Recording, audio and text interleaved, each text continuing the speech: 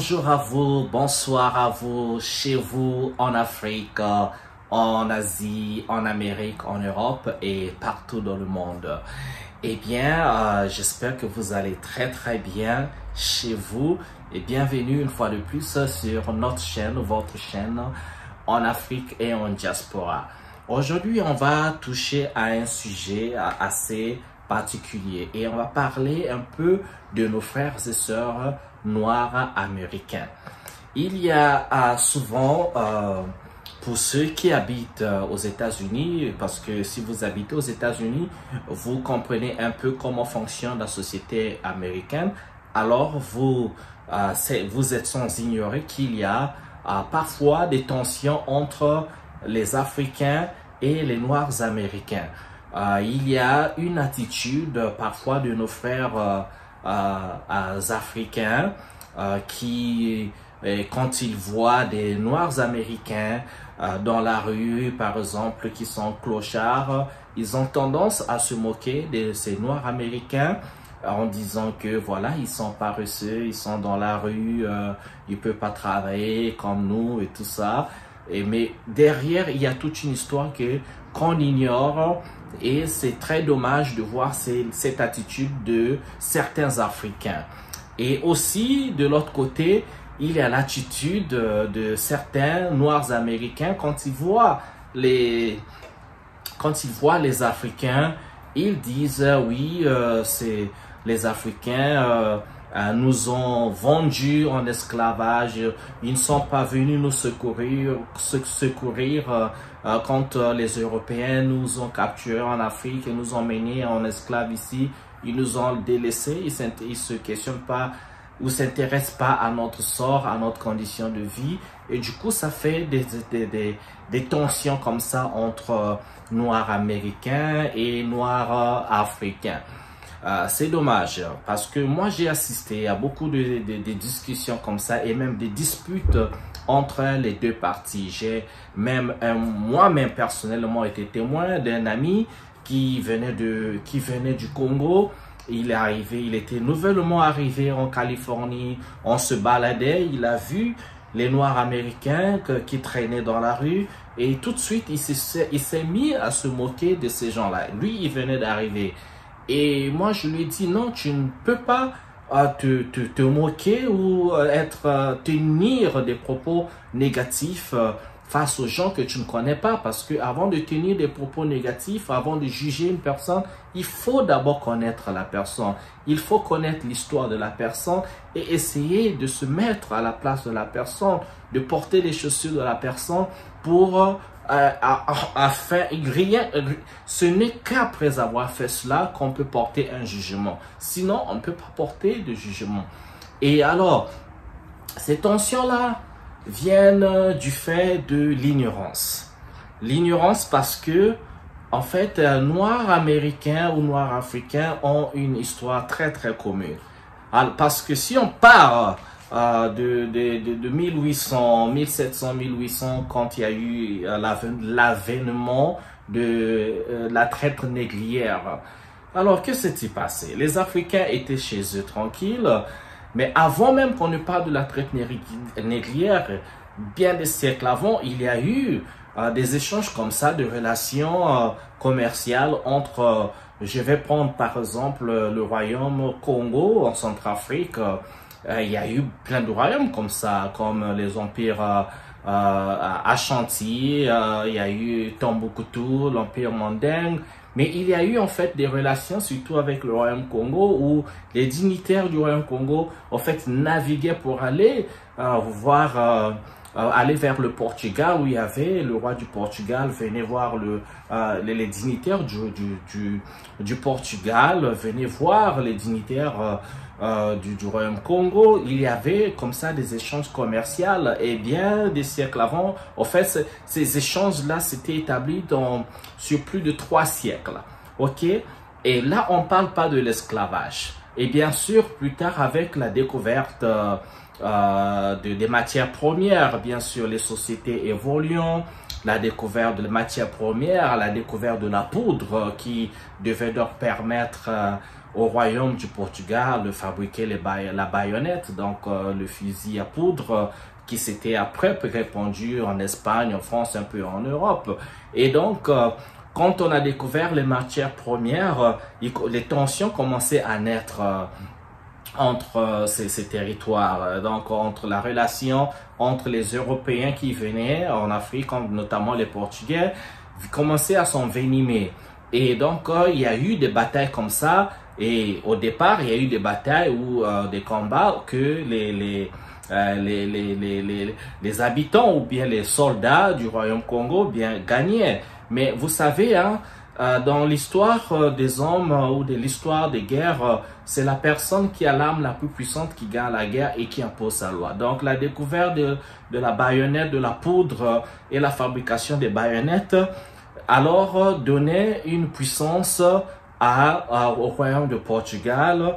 Et donc le royaume Congo ou encore les royaumes et empires en Afrique qui utilisaient encore les flèches et les lances ne pouvaient pas faire face à la puissance de la poudre. Et alors, il y a eu une grande bataille d'ailleurs qu'on appelle la bataille d'Ambouila. Je mets le lien en dessous, bataille d'Ambouila.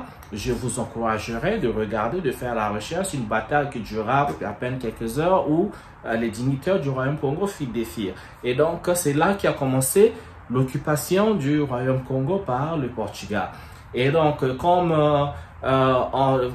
militairement, on ne gagne pas toujours la guerre de conscience militairement. Il y a eu plus tard des bons comme ça avec l'introduction du christianisme. Donc, le premier roi Congo, qui c'était le premier Mani Congo, comme on appelait les rois Congo, qui s'était donc converti dans le christianisme, changea de nom, devient donc Alfonso Ier. C'est là où partit toute la catastrophe culturelle et religieuse. Il fallait donc procéder par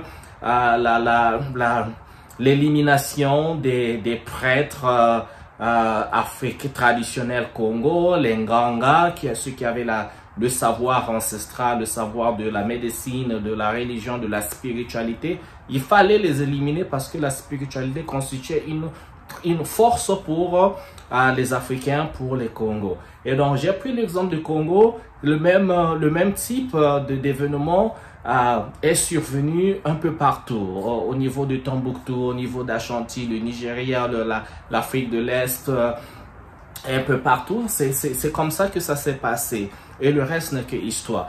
Alors, quand la traite négrière est arrivée avec la découverte des Amériques, donc ici on parle des États-Unis aujourd'hui, donc un peu l'Amérique du Nord, les États-Unis, le Canada et aussi les îles comme le Brésil, parce que la traite négrière se faisait donc entre l'Afrique, l'Europe et les Amériques. Donc, ce qui se passait dans la traite négrière, on venait en Afrique pour prendre donc la marchandise humaine, donc les Africains qui étaient bien choisis, valides, pour les emmener vers les Amériques. Et ça transition donc de l'Europe, territoire européen, on prenait la pacotille venait en Afrique, on échangeait parfois contre les esclaves, contre tout objet de valeur qu'on pouvait trouver en Afrique, parce que là-bas, il y avait aussi de l'or, il y avait des diamants déjà, il n'y avait pas que les esclaves.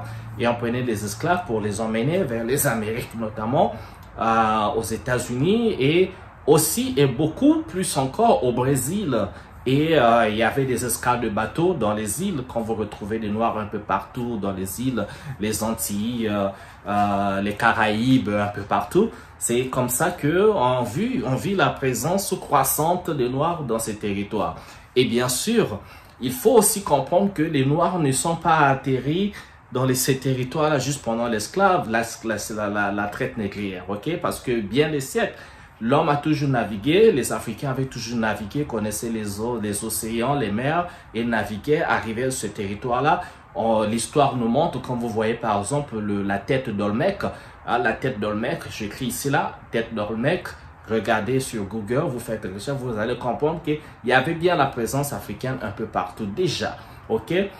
Alors, donc, on va revenir dans notre sujet. Ça, c'était une parenthèse historique. Et donc, les Africains arrivés dans les Amériques ont été transformés en esclavage. L'esclavage, vous connaissez, un esclave n'était quasiment pas un humain. était moins qu'un humain, n'avait aucun droit. C'était une machine de travail. Il fallait travailler dans les plantations de plantations de canne à sucre, plantations de coton et tout ce qu'il fallait. Il fallait produire. Donc, les Noirs étaient des machines de production pour le maître blanc. Et les femmes, les femmes de ces Africains n'avaient pas de droit non plus. Le maître pouvait s'en servir, violer, procréer avec ces femmes ou faire procréer ces femmes avec des esclaves solides pour créer d'autres esclaves parce que les enfants naissaient esclaves. Parce que ces gens-là étaient une propriété privée. C'était, comme j'ai dit, moins qu'un chien, ils avaient les droits en rien. Ils pouvaient ni apprendre à lire, ni à écrire parce que ça était considéré comme un crime pour un esclave qui le faisait et se faisait tuer. Donc, et bien sûr, le reste, je vous demande de revisiter cette histoire de l'esclavage. Après l'abolition de l'esclavage, il y a eu donc la ségrégation, la période qu'on appelle la reconstruction, le Jim Crow, donc plein de toutes ces histoires de l'Amérique. Maintenant, on va faire la ramification avec l'Afrique. Par contre, quand ces Africains ont été transférés en Afrique, ça s'est pas arrêté là. Les Européens sont revenus en Europe. J'ai parlé des batailles tout à l'heure. Et donc, l'histoire de la colonisation a également commencé. La colonisation commence. Les Européens se retrouvent en conférence de Berlin, 1884 à 1985. C'est là qu'on décidé de fabriquer et de diviser l'Afrique comme un gâteau. La conférence qui était convoquée par le roi de Belgique, le roi Léopold II, qui en fait était une conférence pour le Congo, c'était pour voir le sort du territoire congolais, donc tout ce bassin du Congo. Il fallait donc s'intéresser à ça. Mais la conférence s'est donc étendue à toute l'Afrique. Et donc les Européens se sont divisés l'Afrique, chacun a pris ses territoires dont vous connaissez aujourd'hui. La France avec plus d'une vingtaine de territoires, et tous ces pays, Italie, Espagne, Portugal, Allemagne, voilà, tous ces pays, grands pays européens, et peut-être pas ceux de l'Europe de l'Est. Il n'y avait pas la Russie, il n'y avait pas l'Estonie et toute l'Europe de l'Est était absente à cette conférence. Voilà pourquoi ils n'ont pas de territoire, de colonies en Afrique. Et donc, l'Afrique étant colonisée, ça veut dire quoi? De l'autre côté, les Noirs américains, donc les Africains devenus esclaves, donc américains, Noirs américains, il fallait les chosifier, les rendre des moins qu'humains. On a changé leur nom. Vous avez regardé tous le film Kunta Kinte, j'espère, Racine. Kunta Kinte, qui était le nom africain de cet esclave qui ne voulait pas devenir esclave, qui voulait s'affranchir. On a changé son nom à Toby. Et il a été flagellé pour ça, pendant très longtemps flagellé et torturé pour accepter son nom de Toby. Et ça, ce n'était qu'un exemple, mais c'est tout le monde qui a subi ces humiliations. Et donc, on trouve aujourd'hui les Noirs américains quand ils s'appellent Peter, Andrew, ils n'ont pas leur nom africain. Eh bien, c'est à cause de ça. Et quand on va à la colonisation qui commence, la colonisation, il y a eu donc tout notre territoire a été occupé par le pays colonisateur. L'administration était tenue par pour moi qui viens du Congo, donc Congo-Brazza, donc les Français, ou de l'autre Congo, les Belges. Ils tenaient l'administration, ils récoltaient l'impôt, ils exploitaient les richesses. Et de par ricochet, donc, il fallait aussi trouver un moyen de nous contrôler par nos noms. Donc, pour nous enregistrer et connaître le nombre des Africains qu'il y avait, il y a eu donc l'instauration de cette histoire de nom et prénom. Donc, il y avait le nom de famille. Nom de famille, nous on gardait nos noms africains. Donc, nom famille, nom par exemple, si vous appelez Mabiala, votre nom c'est Mabiala. Le prénom, vous deviez porter un prénom européen. Donc, voilà pourquoi vous regardez toute cette Afrique centrale, l'Afrique centrale qui est chrétienne, vous verrez qu'il y a un prénom. Leur prénom, c'est des prénoms européens. C'est Paul, c'est Christine. Après, leur nom de famille, c'est leur nom de famille, Mabiala, Samba, et tout ce que vous voulez. Et Bibéné dans mon cas. Et mon prénom à moi, c'est Chanel. Bib, c'est mon surnom, mon prénom c'est Chanel, je me suis retrouvé. Donc, nous portons une empreinte de la colonisation sur notre identité, sur nos noms. C'est quand même bizarre, mais c'est ça la colonisation. Et on ne se rend même pas compte que quand vous avez une empreinte de la colonisation, vous vous rendez pas compte, ça travaille sur mon mental. Mais bien, ça c'est un autre sujet, cette histoire de colonisation mentale. Et donc, c'est comme ça. Vous voyez qu'en Amérique, on a changé de nom. Ici, on n'a pas changé tout le nom, on a enlevé une partie, on a ajouté une partie. Il fallait prendre, on a établi même un calendrier. Les enfants qui naissaient, il fallait tirer le prénom de l'enfant du calendrier. Donc, dans tous les calendriers français, il y avait des noms comme ça, Joseph, Andrea, tout ce que vous voyez comme nom, il fallait tirer du calendrier, ou encore il fallait tirer les noms des enfants de la Bible. Donc, vous voyez que d'un côté, il y a la colonisation, de l'autre, il y a l'esclavage. Alors, si on revient dans ces sociétés modernes où il y a des tensions entre les Noirs américains et les Noirs africains, les gens sont très ignorants de cette histoire parce que cette histoire n'est pas enseignée à l'école. Et même quand cette histoire est enseignée à l'école, c'est des bribes. On n'avait pas enseigné, nous n'avions pas appris l'histoire de l'esclavage dans son fond. C'est avec le film Racine de Kunta Kinte qui nous a fait voir une partie de l'esclavage. Et c'est tout le monde qui découvrait en fait c'était quoi l'esclavage. Les Africains découvraient cette chose, les Noirs américains découvraient cette chose, et c'est toute la planète, le monde, parce que les Blancs aussi qui découvraient comment ça se passait, parce que il y avait cette histoire de ségrégation. Les Blancs, les Noirs ne se mélangeaient pas. Donc, les Noirs étant très méconnaissants de leur histoire, ils ne connaissent pas l'histoire des prouesses, de la grandeur des Africains, des hommes noirs, les inventeurs, la contribution des hommes noirs dans l'évolution du monde, méconnaissant tout ça. Et quand un Noir américain voit un Africain, il voit quelqu'un dont les ancêtres les ont vendus. Et l'Africain qui voit le Noir américain, il trouve un paresseux, quelqu'un, il ne comprend pas que c'est le Noir américain ce qu'il a traversé. L'esclavage, la ségrégation raciale, les Blancs, le Noir se mélangeaient pas. Après Jim Crow, Jim Crow c'était une loi vraiment, des lois très iniques comme ça. Et il y a eu aujourd'hui ce qui existe encore, ce qu'on appelle, il y a eu the war on drug, la guerre contre la drogue. Et la drogue aux États-Unis, où il y avait le président Ronald Reagan qui avait donc à cette époque introduit la drogue dans les communautés noires. Et donc on a introduit la drogue et c'était juste le ganja. On vous attrapait avec 1 gramme de marijuana, on vous arrêtait, c'était 30 ans en prison, c'était la prison en vie. Et donc les prisons américaines sont remplies des Noirs américains. La plupart des prisonniers, c'est les Noirs américains parce que c'était devenu le nouveau type d'esclavage. Les Noirs américains en prison, vous en faites, les prisonniers travaillent en prison.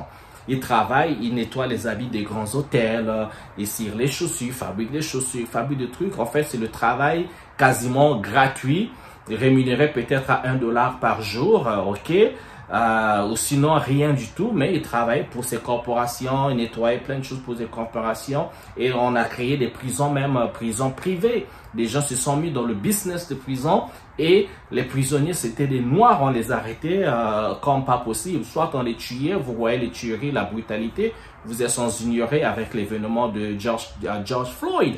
On les tuait comme ça, avec brutalité, où c'était la prison, et en prison, c'était pour travailler en fait. Donc tout le reste, les motifs d'arrestation, c'était juste des alibis, c'était bien organisé, c'était bien médité pour criminaliser les Noirs et les faire retrouver en prison. Donc il y avait les Noirs, et après à côté, il y avait nos frères et sœurs latinos, et donc tout le reste.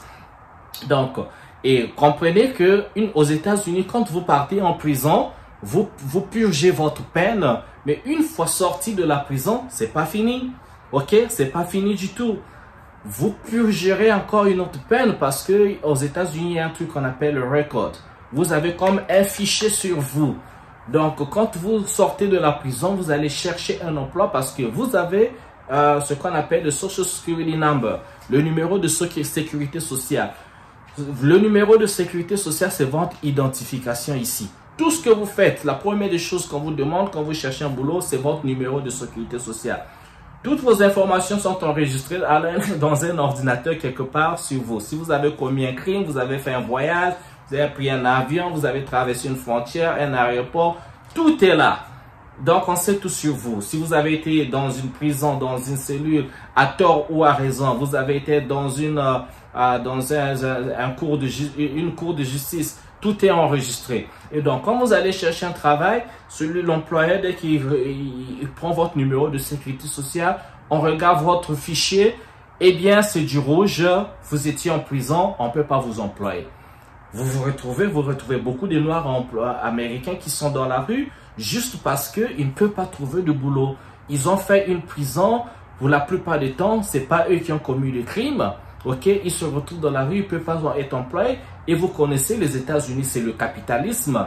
Si vous ne travaillez pas, vous ne pouvez pas louer une maison. Déjà, pour louer une maison, il faut connaître votre numéro de sécurité sociale. Si vous avez un dossier qui est gâché, on ne peut pas vous louer une maison, faire louer une maison, quel que soit l'arrêt. Même si vous avez déjà purgé votre peine de prison, personne ne peut faire louer une maison. Et pour faire louer une maison, il faudrait que vous ayez un dossier clean, donc propre. Et non seulement ça, il faudrait que vous ayez du travail. Il faut gagner 2 fois ou 3 fois plus que le montant du loyer. Mais déjà, vous êtes sorti de prison, vous n'êtes pas employable, vous ne pouvez pas trouver de maison et la société vous punit comme ça. C'est quoi votre choix? Vous vous retrouvez encore dans la rue avec une forte probabilité de commettre encore un crime parce que vous allez vous être exposé à toutes les intempéries. Vous avez faim, eh bien l'esprit sera tenté, sans argent, sans rien, de peut-être voler. Une fois vous volez, on vous attrape encore, vous repartez en prison. Vous voyez parfois les gens préfèrent commettre d'autres crimes, repartir en prison parce qu'en prison au moins ils ont un toit, on peut les nourrir. Ils préfèrent vivre en prison que d'être dans la rue. Sinon, ceux qui ne veulent pas, ils sont dans la rue. S'ils ne sont pas dans la rue, c'est le suicide. Vous voyez que le taux de suicide est aussi élevé. C'est le suicide et c'est comme ça. Les Africains qui arrivent ne comprennent pas, en fait, cette longue histoire entre les Noirs américains et les Blancs, parce qu'il y a beaucoup de Noirs américains aussi, même quand on leur donne l'emploi, ils ne veulent pas voir un Blanc comme leur patron. Parce que les Blancs les ont déjà rendus esclaves, ils les ont fait subir toutes les atrocités possibles. Alors vous avez cette histoire en vous, que ce blanc, c'est lui qui a flagellé mes grands-parents, c'est lui qui a violé mes grands-parents, c'est lui qui a fait tout ce mal, c'est lui qui a fait, m'a pris tout, l'économie domine sur tout. Vous n'avez pas l'envie d'aller appeler un blanc votre boss. Il faut comprendre ça. Les Africains ne peuvent pas comprendre ça parce que même nous en Afrique, on ne vit pas avec les blancs. Les blancs qui arrivent, les Français qui arrivent, ils sont eux aussi, en fait, on vit là-bas aussi dans une espèce de ségrégation.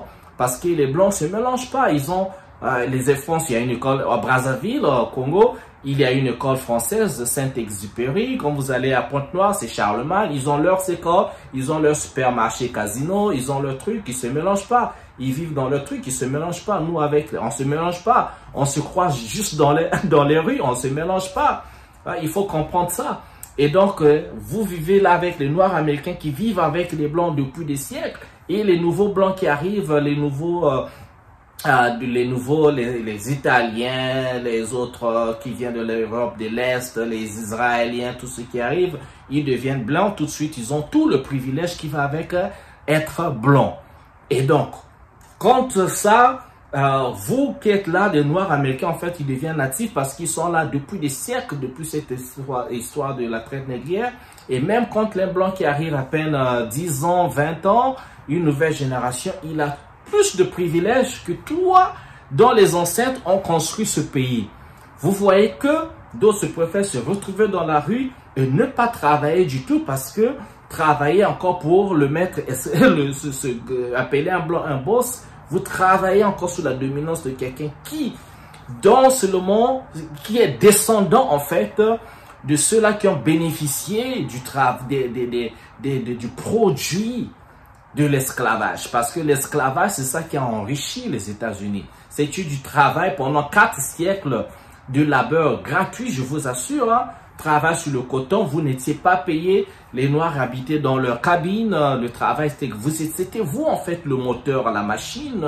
C'est le fuel, l'essence de l'économie. Et c'était un travail gratuit.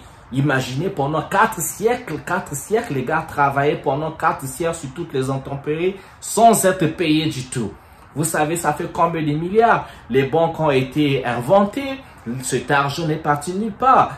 Ces blancs-là, les maîtres esclavagistes, ont assuré une richesse générationnelle. Donc, même quand les nouveaux blancs qui disent, oui, mais nous, on n'a pas esclavagisé. Oui, c'est vrai, vous n'avez pas été maître esclave et autres. mais vous bénéficiez aujourd'hui du produit des esclaves parce que les banques, l'argent dans les banques, de l'or et tout, mais tout ce qui a été investi, mais c'est des revenus qui venaient de l'exploitation, des plantations, le coton, canne à sucre, tout ce qui était planté, tout ce qui était exploité.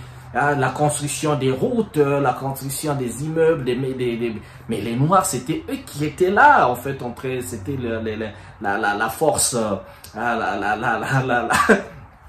la main forte pour faire ce travail gratuitement. Donc, il faut comprendre ça. Alors, nous, les Africains, quand on arrive, le blanc, ici, en fait, parfois, se sent confortable de travailler avec l'Africain parce que toi, tu viens avec ton accent et le blanc se met confortable. Pourquoi? Il dit que ben, toi, tu connais pas cette histoire, tu n'as pas l'attitude du noir américain parce que le noir américain devant un blanc, non, tu peux rien lui dire. Il va te parler, tu peux pas lui manquer de respect, tu peux pas lui dire le bullshit, hein? Tu peux pas lui dire ça, tu peux pas. Mais l'Africain, il comprend parfois pas, surtout quand il est nouveau, il comprend pas les codes du racisme. Souvent, l'Africain, on ne comprend pas les codes du racisme. Quelqu'un peut être raciste envers toi, tu ne comprends pas, tu souris, parce que, en fait, puisqu'on ne vit pas avec les Blancs en Afrique, le racisme en Afrique, c'est beaucoup plus institutionnel. Ici, c'est institutionnel et aussi comme ça dans le quotidien. Alors, si toi, l'Africain qui arrive, tu ne comprends pas ces codes, le blanc peut être raciste, peut-être il se sent confortable avec toi parce que tu ne challenges pas son privilège. Comme tu ne challenges pas son privilège, il préfère travailler avec toi avec ton accent africain. On dit oui, c'est cute, c'est joli et tout, mais pas avec le noir américain. Alors toi, quand tu penses voir ça, tu penses que oui, tu es plus important. Moi, je suis là, je suis à peine arrivé aux États-Unis, je travaille, le noir américain, il travaille pas, il est paresseux, il est dans la rue, mais vous ne savez pas qu'il y a toute cette histoire derrière. Et il y a aussi des cas de maladie, mentale, bien sûr, hein, des gens qui sont bien comme ça, mais ça c'est partout. Mais il faut comprendre que il ne faut pas avoir une attitude parce que ces gars, nos frères et sœurs ici, on subit plein de choses. Je ferai une autre vidéo après cette vidéo pour parler un peu de quelques faits pendant toute cette période, soit de Jim Crow, de la ségrégation raciale, avec le combat de Martin Luther King, Rosa Parks, Malcolm X et plein d'autres gars. Et vous allez voir dans les détails quelques événements pour comprendre en fait que c'était plus grave que vous le pensiez, mais c'était très atroce. Vous allez voir, retrouver les mêmes types d'événements au niveau du Canada, avec l'occupation du Canada. Tous les blancs que vous voyez là-bas, en fait, les blancs ils viennent de l'Europe. Ok? Donc, quand vous équipez tous ces territoires américains, nord-américains, c'était ceux qu'on appelle les Indiens, les natifs, les Indiens d'Amérique. C'était leur terre. Vous allez retrouver la même chose en Australie avec ceux dont on appelle les aborigènes. C'est eux les ayants droit. Parce que Dieu, quand il nous a mis, ou la nature, quand il a mis l'homme sur terre, il a reparti l'homme dans ses territoires. Les Européens devaient occuper l'Europe, les Africains l'Africain, les natifs américains, donc ces territoires de l'Amérique du Nord et l'Amérique du Sud, c'était encore tous ceux-là on va retrouver des cultures comme les Aztèques, les Mayas, les Incas et plein d'autres peuples. Au Brésil, pareil, on va retrouver des peuples indigènes, comme on dit. J'aime pas trop ce mot indigène, mais j'utilise ce terme des blancs là et tout ça qu'ils ont inventé toujours pour diminuer les autres. Et eux, il n'y a pas de terme appliqué à eux, ils sont juste blancs.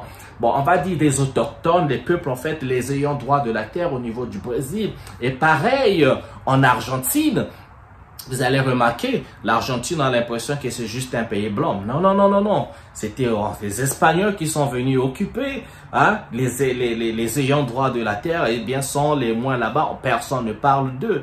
Vous allez voir la même chose en Nouvelle-Zélande. En fait, partout vous allez trouver les peuples d'Europe.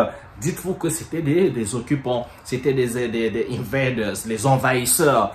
Vous allez voir la même chose au niveau un peu de Israël aussi. Regardez par exemple tous ces territoires, c'est le Moyen-Orient, c'est les Arabes. Mais comment comment ce peuple blanc s'est retrouvé comme ça au milieu, entouré des Arabes. Donc il faut bien se poser des questions. Et il y a quoi d'autre? Donc c'est ça. Donc pour clore ici, Je dis nos frères noirs et nos frères noirs d'Afrique et noirs d'Amérique et encore noirs des îles et autres. Il faut comprendre que nous avons une histoire commune. Il faut faire des efforts pour lire l'histoire, comprendre l'histoire, aller dans les bibliothèques. Aujourd'hui, on a la chance d'avoir Internet, en fait. L'Internet, l'élite politique n'aime pas cette histoire d'Internet. Hein. Aux États-Unis, on veut fermer TikTok parce que les gens ont accès non seulement à plein d'informations qui ne peuvent pas être facilement influencées ou bien être menties. Aussi, les gens se font beaucoup de fric avec ces plateformes. Donc, je nous demande de toujours faire de recherches. Tout ce que vous avez appris à l'école, il faut tout remettre en question. Il faut questionner absolument tout et rechercher, faire la recherche sur tout. Le sujet est très long, on passerait des heures à parler d'ici parce que c'est toute une histoire, c'est toute une déconstruction à faire et toute une reconstruction à faire également. Donc ça prendra, si l'esclavage ou bien la colonisation a pris des siècles, la déconstruction prendra aussi des siècles. Donc le travail est très très dur à faire, mais c'est avec les gens panafricanistes ou bien un peu éveillés comme nous autres, où on se questionne, on est curieux, on doit aller faire le travail. Donc voilà, donc si vous êtes africain, quand vous arrivez aux États-Unis, ça ne sert à rien de critiquer les Noirs américains. Ce sont nos frères, ce sont nos sœurs. Rendez-vous compte, ils viennent tous, leurs ancêtres, c'est l'Afrique, ok? Si on fait les tests ADN, vous vous rendez compte parce que parfois vous vous passez comme ça dans les rues avec vos frères, avec vos sœurs, de même sang en fait. Parce que leurs ancêtres viennent d'où les gars? De chez nous. Il y a la statue de Gaspar Yanga au Mexique, c'était un Congo. Nganga, le nègre marron, Nganga Nzumbi, Dandara, Queen Nani, la reine Nani, c'est des gens qui viennent de l'Afrique en fait. Ok? Donc avant de critiquer, c'est des gens qui sont comme vous, il n'y a pas de différence. Il y en a, vous voyez, ils ont des faciès. Si vous dites que celui-là, il doit venir de l'Éthiopie, celui-là doit venir du Kenya, celui-là est bantou, du Nigeria, du Ghana, du Congo, du Gabon, du Cameroun et tout. Et même encore dans le temps, il n'y avait pas ces territoires comme on les connaît. Hein. Vous voyez, Niger, Nigeria, les Haoussa à gauche, à droite, c'était pas comme ça. Donc, il faut connaître l'histoire pour pouvoir pour ne pas tomber dans ces erreurs bêtes parce que nous sommes en fait les mêmes peuples. Vous jugez quelqu'un, en fait, c'est ton frère, c'est à ton frère ou à ta soeur que tu fais du mal. Donc, il faut faire très, très, très attention aux termes, aux expressions, à cette histoire qui a été faussement écrite et réécrite. Il faut aller chercher, il faut avoir assez de jugeote, ouvrir les yeux, les oreilles, regarder le globe terrestre. Et même là aussi, il faut chercher, mais ça vous donne quand même une idée de répartition des races, s'il faut dire comme ça, ou bien des personnes humaines sur le territoire de la planète Terre. Merci de m'avoir suivi. On se retrouve à une autre vidéo. Je vous en prie.